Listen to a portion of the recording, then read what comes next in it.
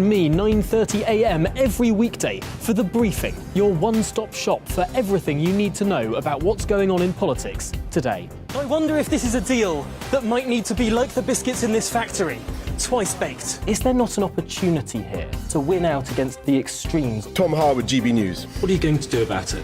Things should have been done differently, and they certainly are being done differently. Don't miss it. The Briefing with me, Tom Harwood, 9:30 Monday to Friday on GBNews.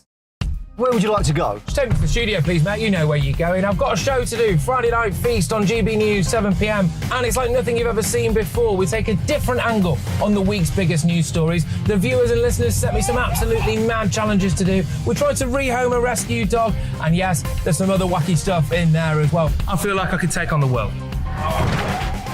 Well, that's that. Friday Night Feast with me, Patrick Christie's, every Friday, 7 till 9 p.m. on GB News. Be there.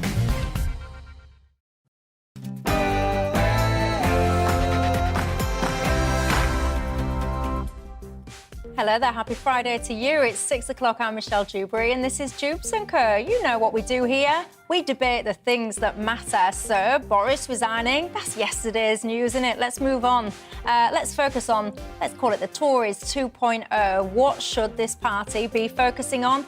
Who, again, Rishi, have you seen that he's chucked his hat in the ring? Got to say, with a very, very slick campaign video. Have you seen it? Looks to me, anyway, suspiciously like it took longer than a couple of days to knock that up, but make of that what you will. What should the Tories then be focusing on going forward? What matters most to you? What do you want to see from these candidates as well? Also, separate topic, facial recognition, live facial recognition. Are you a fan of it? Does it even bother you knowing that your face could be tracked wherever you go? Are you someone that thinks, no, this is invading my privacy? Or are you someone who thinks, hang on a second, I'm not doing anything wrong, so don't worry about it? Where do you stand on that one? And sit down, boys. I want to talk about periods. Yes, I do. Why? Well, there's going to be a protest at Wimbledon this weekend saying that it's not right that women should be forced to wear all white when, let's face it, it's the time of the month. Is it right now that we should change these uniforms to accommodate the women, if we can even call them that these days, or not? We'll have all of that to come, but first, let's get tonight's very latest news headlines.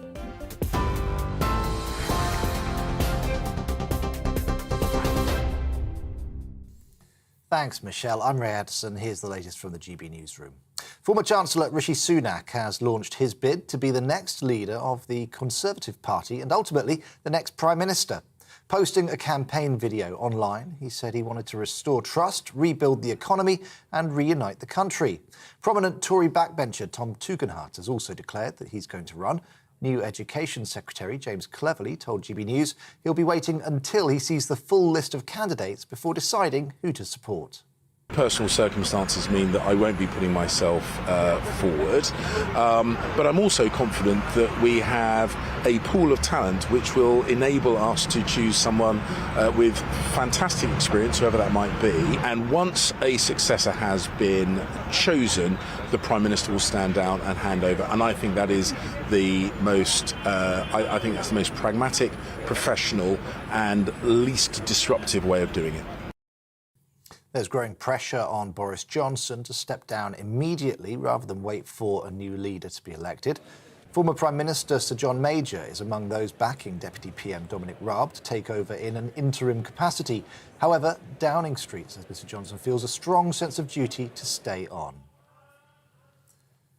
Sir Keir Starmer has been cleared by police of breaking lockdown rules last year. The Labour leader and his deputy, Angela Rayner, had promised to resign if they were fined. Video shows him drinking beer over a takeaway curry with colleagues during a visit to Durham in April 2021. Police say they obeyed the law. Speaking at a press conference earlier today, he said truth and integrity matter. People said to me I was taking a risk by saying I would step down if I was fined. But it was never about that. For me, it was a matter of principle.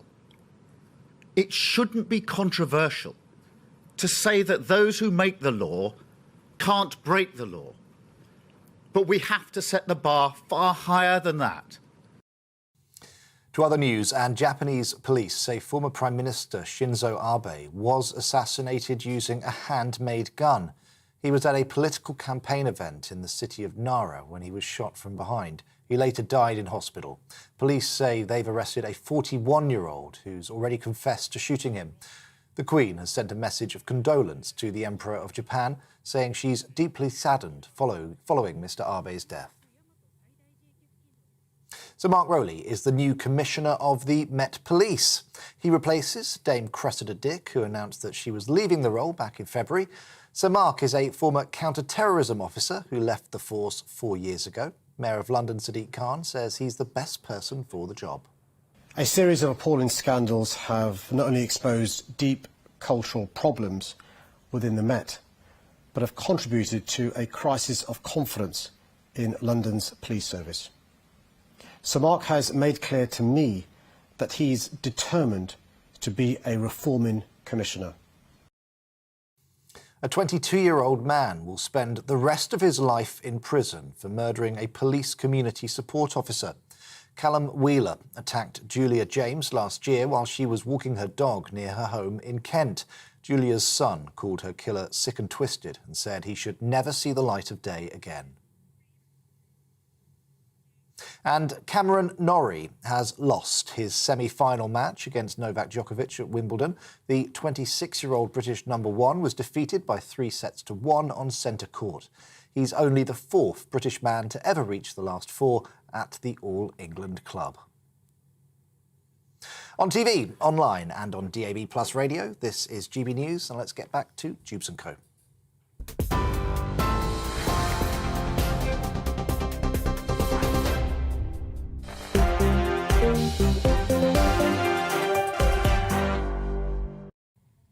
Thanks for that, Ray. Well, keeping me company until 7 o'clock tonight, we've got my panel. Charlotte Pickles, who's the director of the Reform think tank and former advisor to Ian Duncan-Smith, the author and academic Frank Ferretti, and the political commentator Joe Phillips. Good evening to you three. Looking very nice and suntanned, by the way, my panel are today. I've got to say, I'm going to have to work on my own sunbathing, I think, in the heat wave we've got coming this weekend. You know the drill, don't you, as well, on Dewbs & Co. It's not just about us here. It's about you at home as well. What is on your mind tonight? I've told you the topics that we'll be getting into, the Tories 2.0. What should they be focusing on? I also want to talk to you about live facial recognition. Is this something you care about? Do you get worried that, I don't know, CCTV, supermarkets, whoever it is, that they might be live tracking you? And also, I want to talk to you about white shorts. Why? Because Wimbledon, what we're saying now is that the women shouldn't have to wear them. White shorts on the time of the month. Stephen says, what a load of nonsense. Keep the white shorts. Stephen, my question to you. If you were bleeding out of your backside, sorry to be so crude, would you want to wear white shorts? Get back in touch and you tell me what you think to that. Also, by the way, I don't know about you, but I did let out a little bit of a chuckle there during those news headlines when I was listening to Keir Starmer talking about the principal's situation of saying he would be gone if he got a fixed penalty notice, knowing full well pretty much that the chances of getting a fixed penalty notice, even if he was found guilty, were pretty much zero because that wasn't the policy of that particular police force. Anyway, you know what? Let's move on from all of that. I'm sick and tired, quite frankly, of talking about the ridiculous nonsense of kind of all of it. It's just we've been going around in circles, haven't we, with the whole Boris thing? And what I want to do tonight is look forward. So my first question to you is, what should the Tories look like going forward? Who should be the leader? You've seen Rishi. Have you seen his campaign video? We just mentioned it in the headlines there. Very slick to say it's only been there for a couple of days. Domain name registered back in, I think it was December, albeit a slightly different worded one was used for the launch today. Rishi, Ready for Rishi, FOR, was the one that was registered a while ago. Ready for Rishi, with a number 4, was the one that was launched today. I'm always a little bit suspicious of things like that. Are you? Don't know. Anyway, you tell me your thoughts on it all. gbviews@gbnews.uk is my email address. You can tweet me if that's your thing, GB News, or at Michelle Dewbs. So then, let's have it. Who do you reckon should be the UK's 56th Prime Minister? 56. And more importantly, what policies do you want them to focus on? I was asking you a bit about this last night and my inbox was on fire. Lots of you were talking. Net zero was one that was coming through thick and fast. Immigration, controlling the immigration, the war in Ukraine, housing. They were your thoughts last night. Now that you've slept on it, is there anything else you'd like to see from them? Should we start, though, by having a little look at who exactly is likely to be putting their kind of name in the frame to be the next leader? I say this kind of tentatively because I don't know if you've noticed, so many people are coming out saying, I'm definitely not going. And then, come on, we know that they're going to put their name in the ring at some point, don't we? So let's have a little look, shall we, as to who is who. For a long time, Rishi Sunak seemed the likely favourite in any leadership contest after he pushed through billions of extra funding to protect jobs when the pandemic struck. But the former Chancellor's stock took a bit of a battering more recently, following the revelations that his wife had non-domicile status for tax purposes and he'd held onto his US green card while serving in the government. But he still remains pretty popular within the party. In recent months, the Foreign Secretary, Liz Truss, has clearly been positioning herself for a leadership run, appearing at times to channel her inner Margaret Thatcher with her high-profile interventions and photo opportunities. She has strong grassroots support within the party, and the war in Ukraine has certainly pushed up her public profile. It's done the same for the Defence Secretary, Ben Wallace. The former army officer has been widely praised for his deft handling of the UK's military response to the crisis, a key figure in providing support and training for Ukraine's armed forces. He's admired as a highly capable cabinet minister who has widespread support from all wings of the party. Although he's played down any interest in the top job, he's a definite contender. Suella Braverman became the first cabinet minister to publicly announce her intention to stand during a television interview on Wednesday night. She was appointed Boris Johnson's Attorney General 2 years ago. She's positioning herself as an anti-woke candidate, but for now at least, she's not seen as one of the favourites.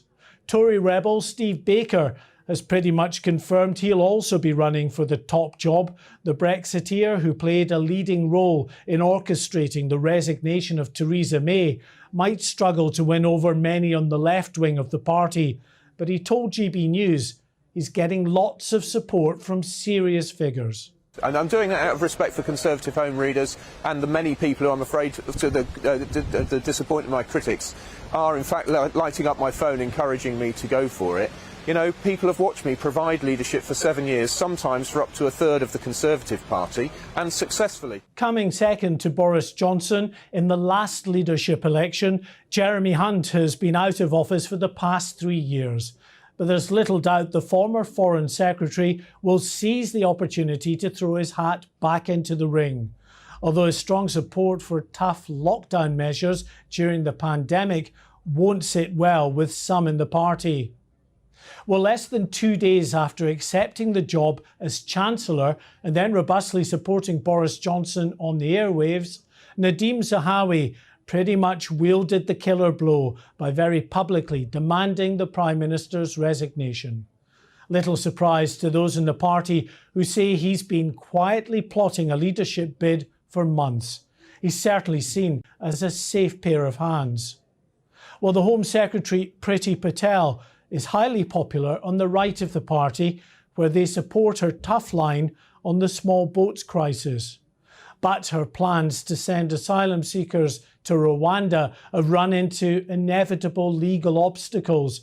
Her staunch support of Boris Johnson, while many others called on him to go, might also impact on her chances. The former Health Secretary, Sajid Javid, was the first to resign on Tuesday, sparking the final push to get rid of Boris Johnson. The former Chancellor and Home Secretary, he certainly has the political pedigree for the top job. He may not have the charisma of some of the other candidates, but he's clearly trying to position himself as a man of integrity. Back in January, Tom Tugendhat, the chairman of the Foreign Affairs Select Committee, announced his intention to stand for leader should Boris Johnson be turfed out. A Remain supporter in 2016, the former soldier might struggle to cut through with many Brexiteers in the party, but he's greatly admired as a very capable and thoughtful politician. Insightful stuff there. So there you go. You know who's who, what they might stand for. So you tell me, any of those take your fancy? gbviews@gbnews.uk is the email. Tell me, who do you want as your next Prime Minister? Charlotte, what do you make to all of that? And by the way, got to just be clear, not all of those people have obviously put their name forward. We're in that kind of interesting strategic situation right now, aren't we, where it's taking people time to kind of come forward and say, yes, I'll put my hat in the ring. Yes, I want to do it. No, I don't want to do it. It'll be interesting to see how it all pans out. What do you make to it all? Yeah, and you have to have a certain number of MPs to back you, so there'll be all sorts of negotiations going on behind the scenes. And you know, if I back you, will you give me this? And so yeah, I'm surprised we haven't had more names confirmed yet, but I'm sure we will have a flurry of them tomorrow. I mean, in terms of what do we want from our next Prime Minister? You know, I think the key for me has to be a strong strategy for how to deal with the cost of living crisis, because that is the thing that is most impacting people's lives at the moment. You know, we all know that inflation is just going up and up and up. We've got the new energy price cap that will come in October. I mean, there's speculation that could be over 3,000 at the price cap. You know, whoever throws their hat in the ring has to have a clear plan for how they're going to support people to get through this crisis. But beyond that, they also need a strong plan for what they want the economy to look like and how we're going to get growth. Because ultimately, if you want good public services, you have to be able to pay for them. And that means you need a growing economy. You know, we need to create jobs and good jobs. So I want to see them lay out their thoughts, their ideas, their proposals for how they're going to stimulate growth, because our economy is anemic at the moment. You know, it's just, we've barely got any growth. You know, we're stuttering along, and that's a huge problem, particularly compared to other countries around the world. And then finally, we know that coming out of the pandemic, there's still a huge challenge in public services. You know, you think of the NHS backlog. Last week, we were chatting about this on the show, the challenges the NHS are facing. And you know, we've got 6.5 million people right now on waiting lists. That's only going to grow over the next year or so. Whoever comes in needs a plan to ensure that actually people who are paying their taxes for the health service can get a GP appointment. They're not sitting on a waiting list waiting for care that they need. You know, their kids can see a mental health professional. So I think there's a lot that we're going to be expecting. Well, it sounds to me that what we might be expecting is a magic wand. I don't know. What do you make of all that? Jo, your thoughts? Well, I agree with Charlotte. Whoever comes in needs to pretty much get rid of the slogans and the government of, you know, let's have an idea, but let's not have any thought about how it's going. You know, to talk about health. 40 hospitals, 40 new hospitals. There's no point in building hospitals if you haven't got the staff to run them. And we've got hospitals that are falling apart around people whilst they're having operations and whilst they're recovering. Put the money into repairing those hospitals. But whoever does it needs to be calm and sensible and look at, absolutely agree, again, with what Charlotte said, the cost of living crisis is really hitting people. We're in the summer. As soon as we get to the autumn and people start to have thinking about how they're going to keep their houses warm, how they're going to, you know, keep their kids properly fed with wholesome hot food, that sort of thing. We are going to face real problems this winter. We also know that, you know, the global impact on food supplies and energy supplies, partly because of Ukraine, but also, you know, a variety of other things, that needs to be dealt with. So this needs to be a long-term, sensible, grown-up, and it might mean that we have to do some things that we don't want to do. You know, it's not completely impossible that we could end up with something like a 3-day week or, you know, something shutting down like we had in the 1970s due to the fuel crisis. Because the longer the war in Ukraine goes on and the longer we have problems with fuel supplies and we're dependent with what is happening there so much, it's going to have an impact on every single person in this country. Yeah, I mean, massively off topic, but I do find it so strange that all of these nations just keep piling weaponry and all the rest of it into Ukraine, which is only going to prolong this war, rather than focusing on ending it, looking at solutions, because I really don't think people are putting enough effort into linking the energy stuff with the length of this war. Because when we talk about energy, Martin Lewis, you'll all know who he is, he's just been tweeting. He's just said, look, it's worth noting that in May, when the then Chancellor announced his help package. A typical bill in October was predicted to rise from £1,971 a year to £2,800 a year. Now, October is looking more likely to be £3,244 a year. How does that make you feel? I mean, I've just got goosebumps there because I know that a lot of people will be really panicked, which is why I'm so cross that there's been all of this ridiculousness going on between the Tory party when it's this stuff that they should have been focusing on. Nonetheless, Frank, the future, what does it look like for you? Well, you know, I hate to say this, but the cost of living crisis, and it is a crisis, is the least distinct problem facing British society. I mean, every European country has got the same problem. And although we feel it in a kind of English or British kind of a way, and when you talk to Germans, you talk to French people or other Europeans, Americans, they are facing a very similar crisis.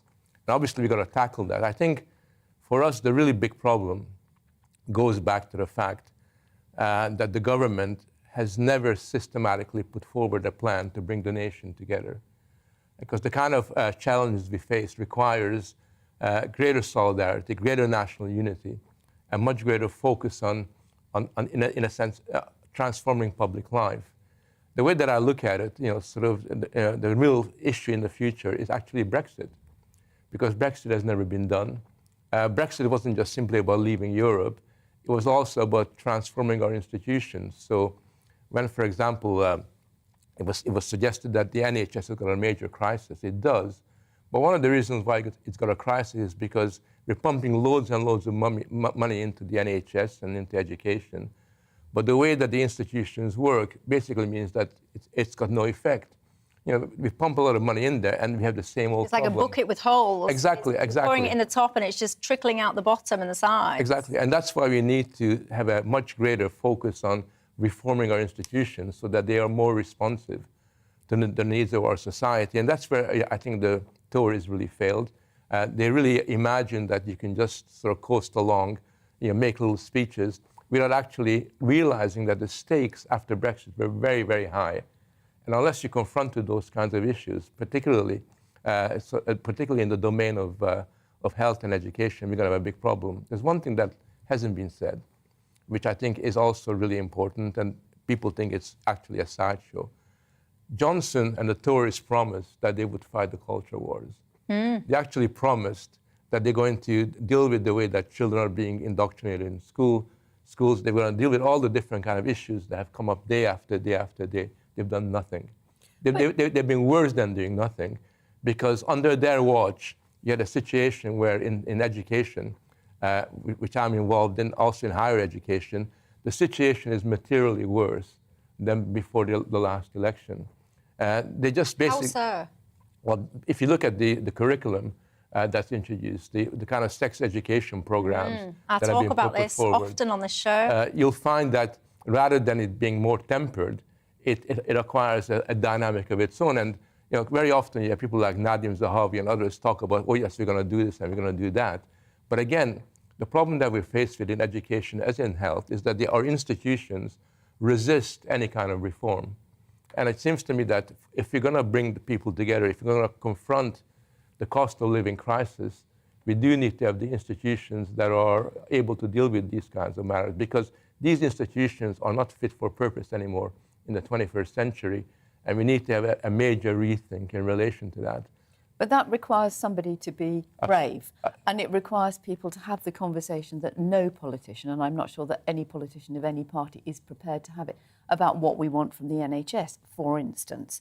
You know, the NHS, as it was founded, is not fit for purpose in 2022 because people's expectations are so high. Absolutely. And although we've got fantastic technology and we've got fantastic drugs and we've got fantastic outcomes for many people who would have died you know, from cancer and other illnesses not that long ago, we cannot carry on as we are. So I think Frank's right in terms of reforming institutions, but it's also about having a grown-up conversation with the public. You can't promise everything. You know, Boris Johnson was the great promiser. The billions of pounds that were going to be poured into the NHS as a result of Brexit, Funny, national insurance has had to rise to pay for that, and I don't see those billions coming our way. And the other thing that Frank, I think, is Hang right on, because that's a little bit unfair, isn't it? Because one of the reasons that the national insurance has risen, not the only reason, but one of them, is to try and help with a situation that was caused during the lockdowns, which couldn't have been predicted on the side of a bus. He promised on the side of London buses and other buses, Michelle, that there was going to be, I can't remember. $350 a week, wasn't it, or $350 a month? Was it? No, a week, millions a week. So if that money was coming through, which it clearly isn't, we could have coped a lot better. But I think the Brexit thing, whoever takes over as leader of the Conservative Party, needs to work out what our relationship is going to be with Europe. Do you think they need to be a Brexiteer? Not necessarily. I do. Absolutely. I think that one of the problems that we have is that it's entirely legitimate to be against Brexit.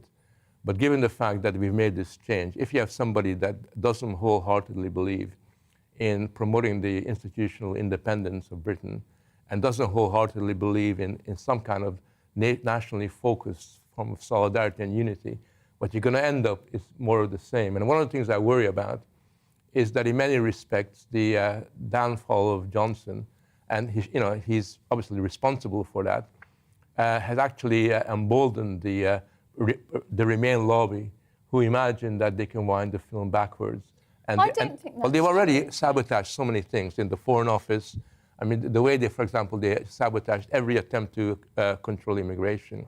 When you talk to the civil servants, they laugh at people who believe in Brexit. Conservatives have delivered a points-based immigration system, and actually immigration is now one of the lowest, is at one of the lowest levels of concern in polling that it's ever been. No, not if you include the Channel migrant crossings. You're right, the migrant crossings. But overall, the issue of immigration is actually of far less concern to people now. And I think there's a real danger. I think you're absolutely right that we need to bring the country together. And that's why I think there's such a danger in still dividing people between Brexiteer and Remainer. And look, I voted for Brexit. I want to see it delivered. I want to see it delivered successfully.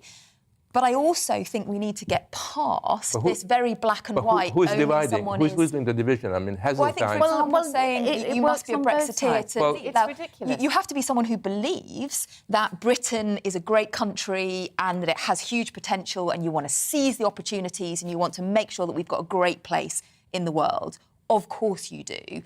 Now, you can believe that even if you did vote Remain. And I think there are a lot of people, actually, who voted Remain who have accepted it and who have said, it's happened, we now need to make it as much of a success as we can. But Brexit wasn't... People have also decided... The polls out this week, which I'm sure you've seen, Charlotte, many people who voted for Brexit are now very, very disappointed because it hasn't delivered what the promises were. But I think we still, again, I think we have to, politics should...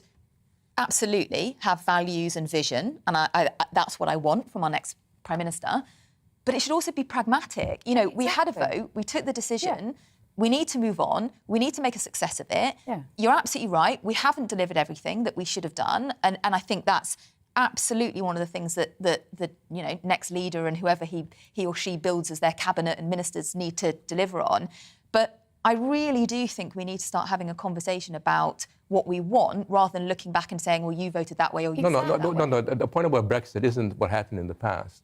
Well, it is if you're saying that the next Prime Minister has got to be what I mean by that, it's got to be somebody who, at that time, understood the importance. No, it can be somebody who's taking Charlotte's view that is pragmatic. Well, I can tell you, Frank, the viewers are with you, because the viewers are coming in thick and fast. And even before you raised this point, Mainbox was full of people saying there must be a Brexiteer, there must be a Brexiteer, there must be a Brexiteer. And one of the things in all this is the kind of democratic element of this, because ultimately the Tories got it, and it was a very unusual election, and it was pretty much essentially a one-issue election. It was for on Brexit. The people they haven't been consulted in the change of leader, as is the right process, nor would they be. But notwithstanding that, there's a huge resentment along a lot of people. You said Boris Johnson was his own downfall and all the rest of it. There's a lot of people that think, actually, the downfall of Boris, of course he's had a part to play in it, but things like the media have played a huge role in it. A lot of the Remainers have played a huge role in it. People like Dominic Cummings has played a huge role in it. So it's not all been down, I don't think, to I'm just looking at Gareth. I'm laughing, Gareth, because I'm just looking at an email. It's caught my eye because it's in capital letters. It always catches my eye. Gareth saying, if Jeremy Hunt becomes Prime Minister, I'm going to burn my house down and live in a cave in Tenerife. I've got so many questions about that. So many questions. Does he not, does he not know how to turn the caps off? You see, in my view, that's the same as in the old days. You had people writing in green felt pen on lined paper. Yeah, but he's obviously feeling very strongly about it. Yeah. Really, and the trouble is that people have become so demoralised. And you have to remember that the Brexit vote, and particularly the election, wasn't just about Brexit. It was a major political revolution where Labour Party was exposed that they no longer had the support of their working class voters. It was very anti-Corbyn. There were two issues: Brexit. It was but it was an unprecedented election. It was a lot of promise. Done. That was the only policy. Let's end on that note then, because I've got to go to a break. There you go. Get Brexit done, says Jo, while simultaneously arguing. Yeah, no, she wants to be clear. She doesn't agree with that, but that was the sentiment. Frank does. You lot at home do as well.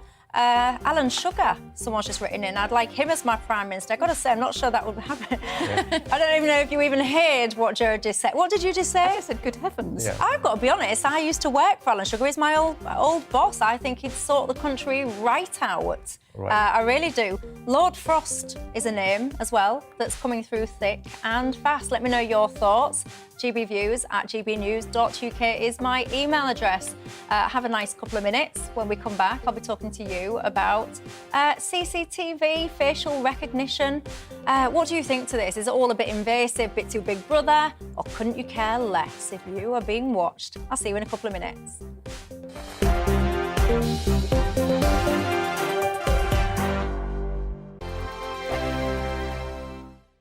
We are GB News. We're right across this great nation. On TV. On radio. On digital. Absolutely everywhere. We don't talk down to you. We embrace all voices with honest and civilised conversation.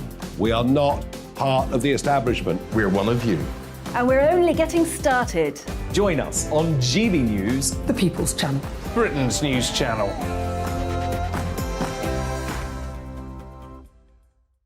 Hi there, it's Stephen and Anne. At breakfast from 6 a.m, you'll always be caught up with everything you need to know, the latest headlines, opinions and debates. We'll bring you the good news and the bad, but most of all, we're here for you. Remember, send in your views and let us know what you would like us to talk about. That's because we're your news channel. And every morning at 6 a.m, it's breakfast on GB News. My name's Tom Harwood and join me 9:30 a.m. every weekday for The Briefing, your one-stop shop for everything you need to know about what's going on in politics today. I wonder if this is a deal that might need to be like the biscuits in this factory, twice baked. Is there not an opportunity here to win out against the extremes? Tom Harwood, GB News. What are you going to do about it? Things should have been done differently, and they certainly are being done differently. Don't miss it. The Briefing with me, Tom Harwood, 9:30 Monday to Friday on GB News.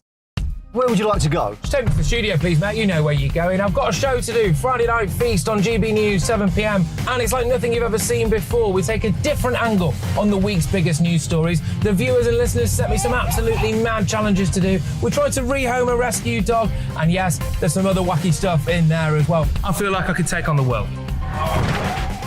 Well, that's that. Friday Night Feast with me, Patrick Christie's, every Friday, 7 till 9 p.m. on GB News. Be there.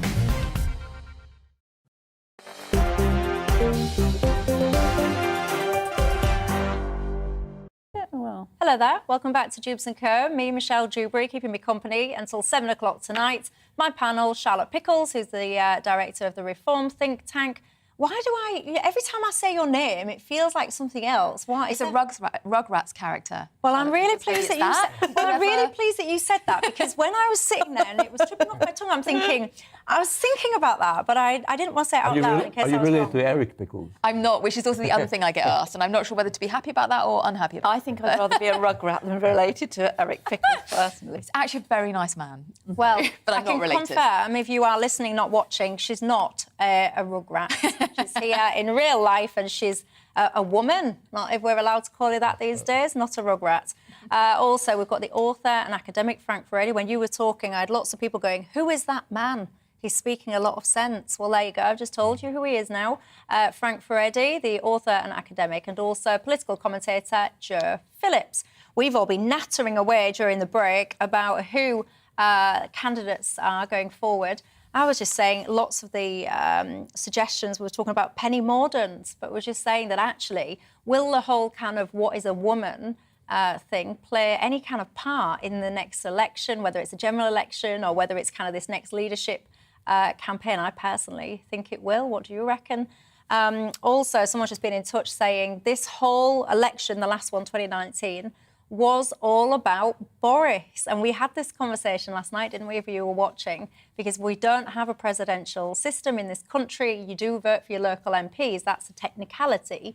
Nonetheless, the sentiment, the overriding sentiment from a lot of people was that they did vote for Boris. And I know that some of you today are still quite angry, actually, about all the goings-on in the last few days. Let's move on, shall we, and talk about you lot all being watched, all of us.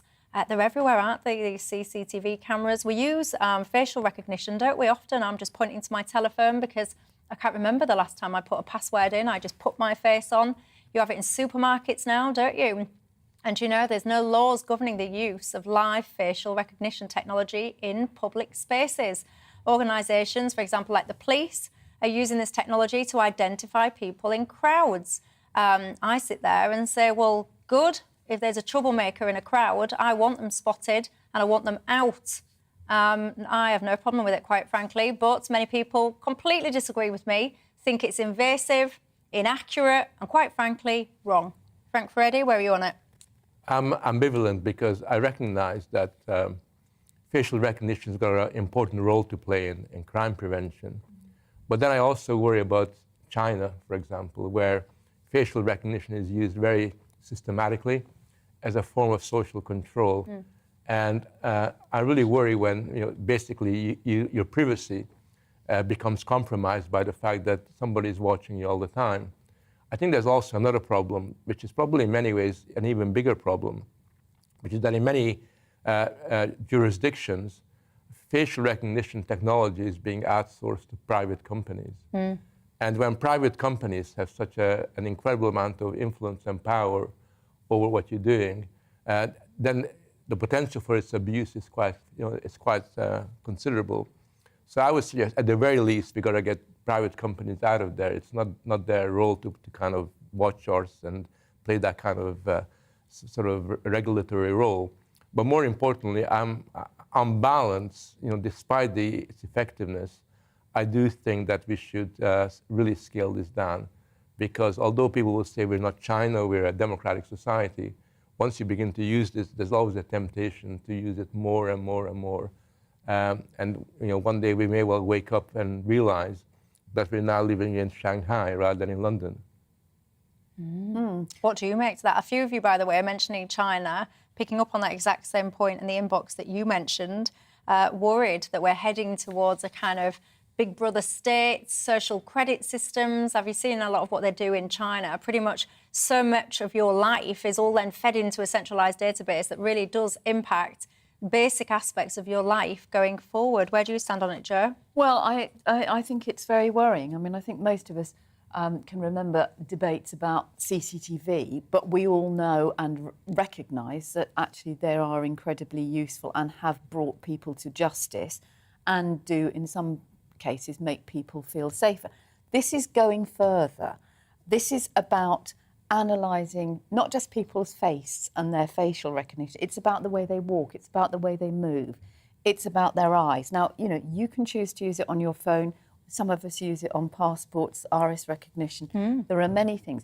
But we don't know who's using it. I mean, you can say, OK, it's the police. Well, we know there are questions about the trustworthiness of the police, as we just heard in the news report about the new Met Commissioner who's going to have to deal with all of that. But as Frank says, private companies. There are areas, around the country. King's Cross in London, for instance, 67 square acres, which is a sort of public-private partnership all around the St Pancras King's Cross area, where facial recognition is used. Who keeps that? Who sells it? Who uses it? What else are they going to use it for? And I think it's very worrying. And it's not just us in the UK, I mean, this has come from a report by Matthew Ryder, QC, who was Deputy Mayor of London and a very well-respected barrister.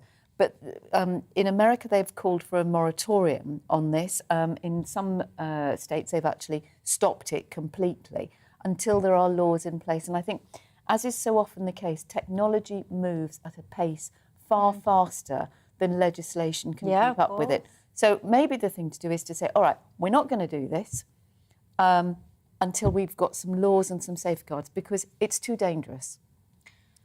See, there's a lot of people that are emailing in with the sentiment that I first mentioned, which is, if you've not done anything wrong, then why do you care if someone's scanning your face? Until you're wrongly accused. Yeah, and then I just wanted to fact check myself before I was saying what I was thinking, but I was sure I could recall something. I've just checked and I'm right. Google is facing basically a lawsuit in this country for allegedly using confidential medical records belonging to 1.6 million of us. This was all about DeepMind, Google's kind of artificial intelligence branch, taking NHS records, so I guess our records, and using them in ways that they really ought not to have been. So it'll be interesting to see the outcome of that. So it's one thing, as I have that view, saying if I'm in a crowd or if there's a wrong un in the crowd, I want him spotted and out the door. So I've got no problem being scanned if it helps the, get them out, the troublemakers. But then when you kind of do sit and press pause and you think about the opportunity to abuse you, actually, I was going to say data, but I don't even want to say data, it's you. Because all this future of artificial intelligence, and I'm a lover of technology and I think it's right, you can essentially get to the point, Charlotte, where we could take you, we've scanned your face, we've followed you around, we could create a replica, another Charlotte Pickles. Yeah, another Rugrat, right? Another Rugrat. Yes.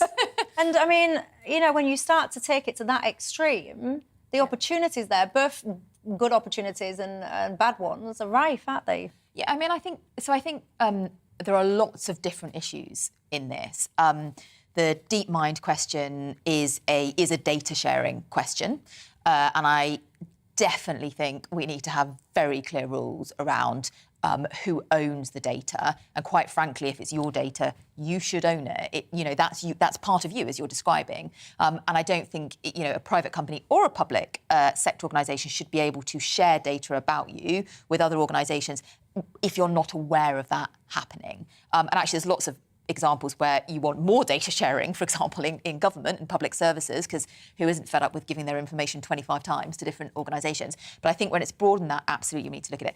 I think on the facial recognition question, Joe's absolutely right that the technology is advancing so quickly and there are so many new developments in it that we can't keep up. And I think that's where actually Parliament and our elected officials, we live in a democracy, that democratic process, those people we elect should be much better on these things and should be debating these on a much more regular basis so that actually they're clear about the parameters within which you can apply certain technologies, the rules within which you can use it. But I'm with you, Michelle. I think on the policing question, and of course there are questions about it being used appropriately, but that's the same as any other surveillance data, phone, being able to track someone's phone. There are lots of rules around that. But I think it is, to finish my point, I think it is very important that actually when there is the opportunity to use facial recognition, for example, if there is someone who's committed a serious crime, and what's the difference between saying, well, we're going to put, we're going to flood the streets with police to try and find them, or we're actually going to be efficient and use the technology we have to try and pick them up so they don't commit another crime?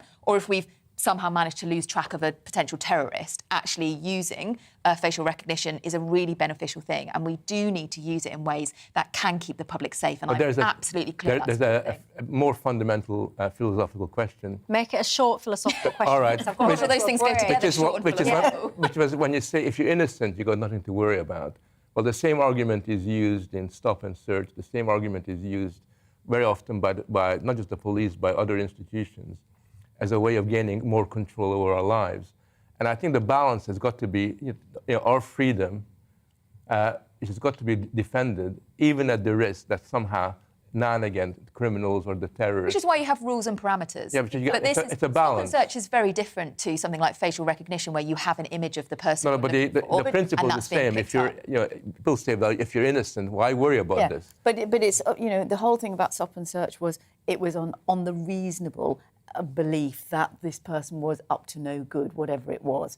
Now anybody could argue, it's the reasonable belief that 3 women having a conversation with a philosopher are up to no good. Yeah, wrong-uns, all of us. Well, that's get that's rid of them not all. reasonable. No, I know, but I think I'm a more on the, maybe this is naive, but I'm more on the side of saying that we need to give police the tools to do their job. None of us have ever been in the position where we have been wrongly accused on the wrong of side of it. Well, there you go. Alex makes that question as well on the email. He says, what's your definition of a wrong-un, Michelle? What about, for example, someone that refused a vaccine? Well, I absolutely would not think that anyone that's refused a vaccine is a wrong-un, but I think you make a very good point, because we wouldn't have thought, actually, when you look at things like Canada, people would have their bank accounts frozen for supporting people. Yes. So I think you make a good point, actually, Alex. These things can very quickly spiral, can't they, out of control. Maureen says, this is all perhaps part of a new world order, Michelle. They simply want to have control over everyone, says Maureen. Well, you can ponder that. When I come back, I want to talk about white shorts, periods and sports. This is going to be a good one. What else do you want to be doing on your Friday night, other than discussing that? Luckily for you, I will be in a couple of minutes.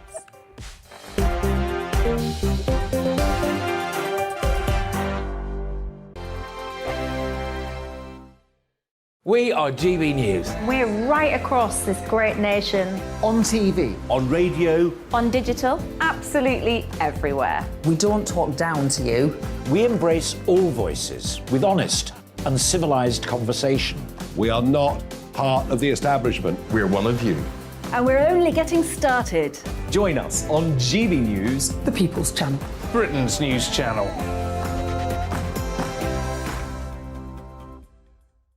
Hi there, it's Stephen and Anne. At breakfast from 6 a.m, you'll always be caught up with everything you need to know, the latest headlines, opinions and debates. We'll bring you the good news and the bad, but most of all, we're here for you. Remember, send in your views and let us know what you would like us to talk about. That's because we're your news channel. And every morning at 6 a.m, it's breakfast on GB News. My name's Tom Harwood, and join me 9:30 a.m. every weekday for The Briefing, your one-stop shop for everything you need to know about what's going on in politics today. I wonder if this is a deal that might need to be like the biscuits in this factory, twice baked. Is there not an opportunity here to win out against the extremes? Tom Harwood, GB News. What are you going to do about it? Things should have been done differently, and they certainly are being done differently. Don't miss it. The Briefing with me, Tom Harwood, 9:30 Monday to Friday on GB News. Where would you like to go? Just take me to the studio, please, mate. You know where you're going. I've got a show to do. Friday Night Feast on GB News, 7 p.m. And it's like nothing you've ever seen before. We take a different angle on the week's biggest news stories. The viewers and listeners set me some absolutely mad challenges to do. We tried to rehome a rescue dog. And yes, there's some other wacky stuff in there as well. I feel like I could take on the world. Well, that's that. Friday Night Feast with me, Patrick Christie's, every Friday, 7 till 9 p.m. on GB News. Be there.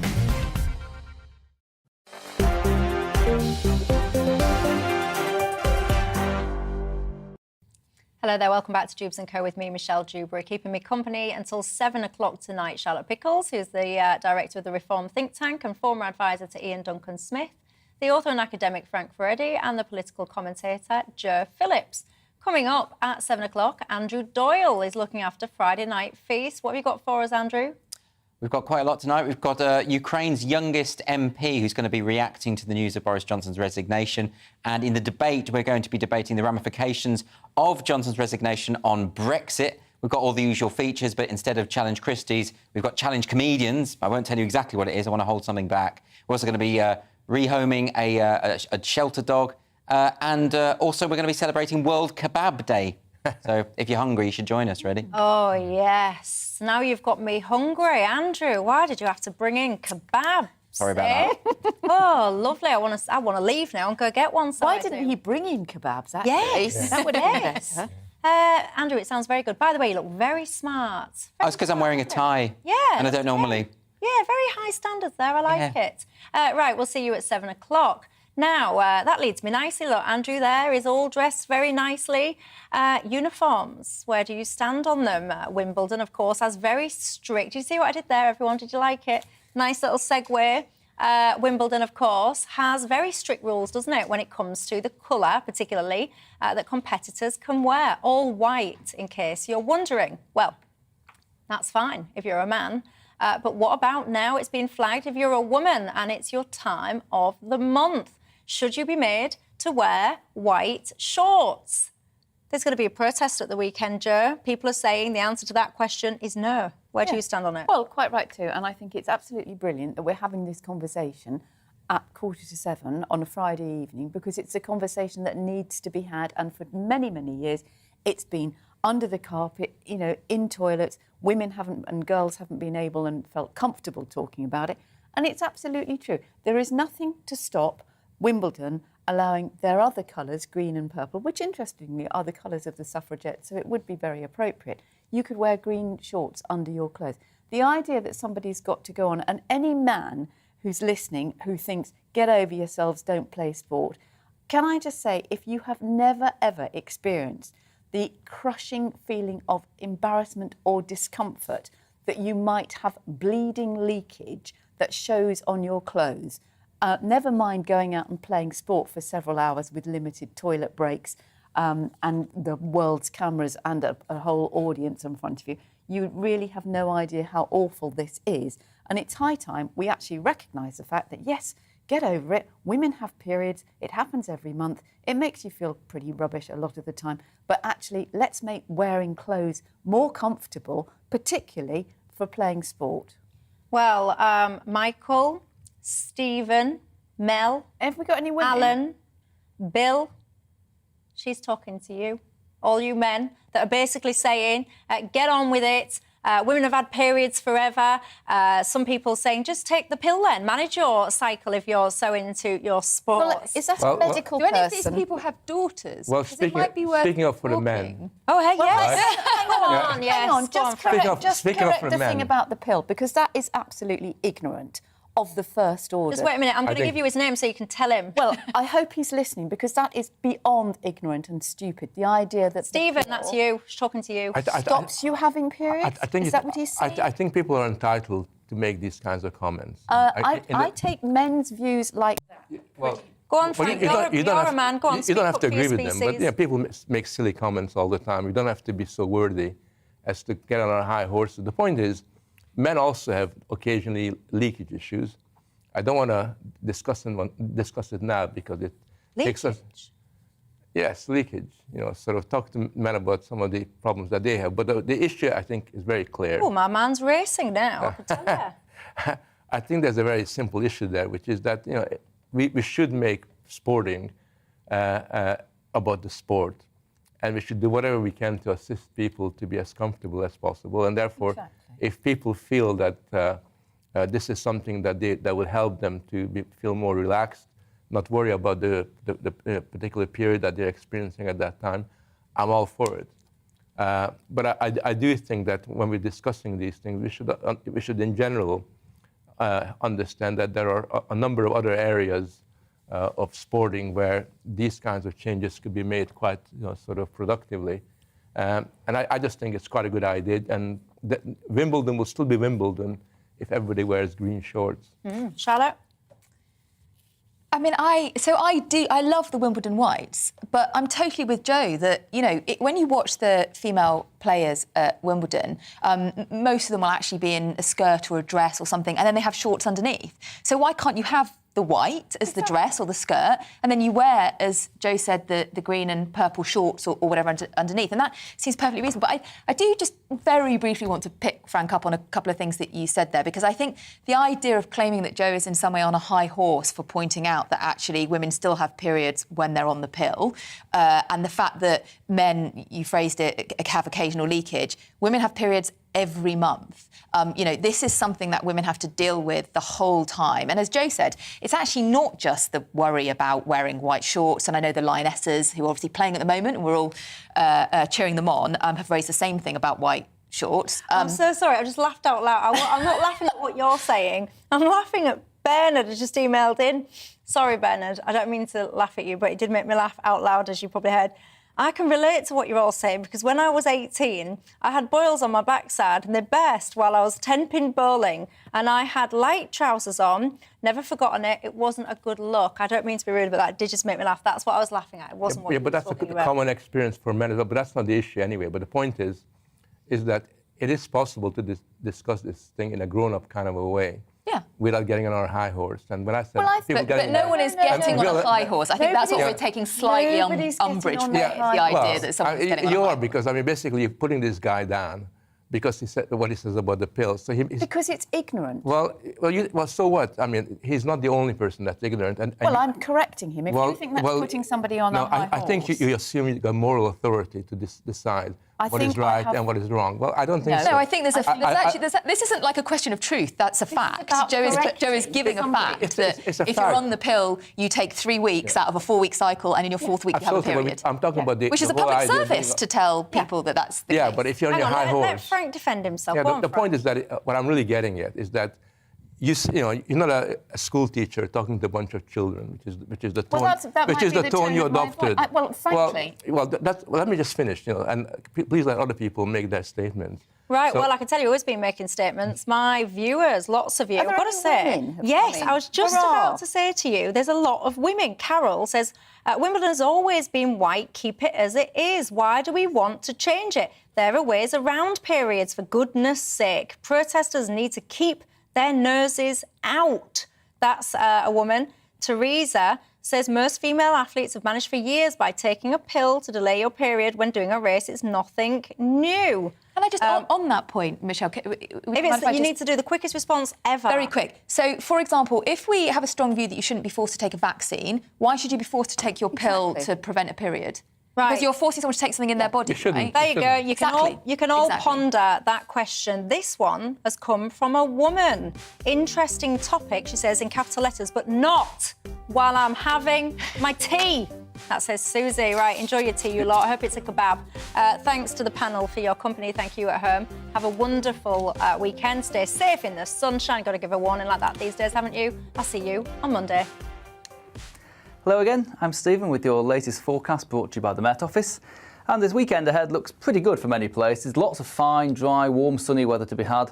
Light winds emphasising that warm feel as well. One or two exceptions though. The far north of Scotland, we'll see some showers to take us through into Saturday morning. And we'll see this area of cloud just pushing its way further south into parts of Wales and the Midlands. The odd spot of drizzle on it, but a lot of places will be dry, and a lot of places seeing clear skies to take us into Saturday morning.